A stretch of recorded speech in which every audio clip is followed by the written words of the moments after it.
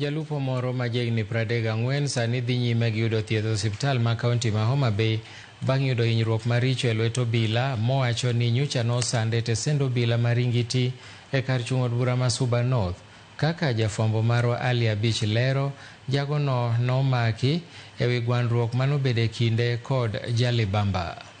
Gabriel Mwita ma en jalupo e chula Ringiti ka chud bura ma Suba North sani koro rem sase osiptal ma Homa Bay kama ne otere kaluwore gi hinyruok maricho manoyudo e dende e lwet obila e stesend obila ma Ringiti kama ne osande kichwade gi boka kod waya mar stima e sel manitie e stesend obila ma Ringiti ngeso mokalo. Gabriel wacho ni chwanyruok ne obede kinde kod miyo moro ma jirande e chula Ringiti, gino manomiyo miyo no dhi ogolo lipot e stesend obila ma Ringiti ka okoni mana gi sano obila ne ome lep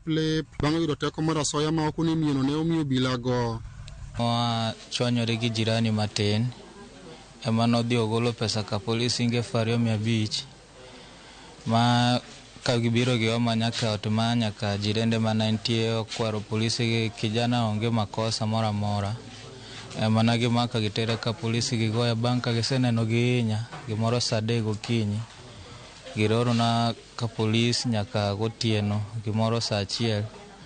kana gidwa gola oko mondo ng'ata kik ofweny gimotimore kichane gihinya marach ma noko gidwa ng'ata ong'e gino. Gabriel masane ni kod adhonde maricho e dende kendo konyal wuotho kata bedo piny, wacho ni obilago bang' make ni otiyo lwete gi opengo kendo soye selno e sel kanyo ni otuye gi tol kendo chako chwade gi boka kod waya mane gitiyogo kendo piny bende ne gidhanjo kod wuor ka okoni bang' obilago fwenyo ne gisehinye ne gigolo mabuse moko ma bende ne nitie selno mondo mi wachno kik fwenyre. Gigoya pingo gi ng'awa malo gichako chwada gi boka machal gi chuma gi mbele koni ni gi chuma kochwadi kono opo mana kuonde moko gigoya gi chuma no bang' ka giseneno gihinya mana giloro no iye kanyo nyaka gotieno ni moto ng'ata mani iye kanyo kik ofweny joma ne ni iye kanyo nogol madong' kenda kanyo ka gisehinya e osies ma kanyo